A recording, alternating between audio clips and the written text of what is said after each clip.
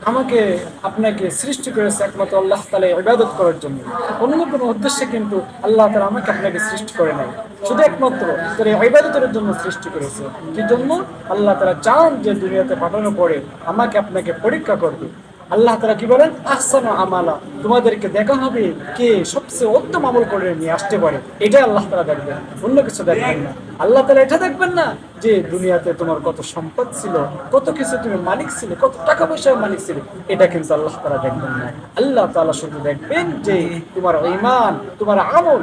আল্লাহ তাআলা বলেন, আমি সব মানুষকে আমি দুনিয়াতে পাঠাইলাম, কিন্তু সমস্ত মানুষের মধ্যে আমি জাস্টিফাই করব, আমি জাস্টিফাই করে দেখবো কে সবচেয়ে ভালো আমল নিয়ে আমার কাছে আসতে পারে।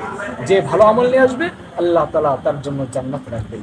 এমন জান্নাত যার তলদেশ দিয়ে নহর প্রবাহিত হবে, এমন জান্নাত আল্লাহ তাআলা আমার জন্য আপনার জন্য রেখে দিবেন।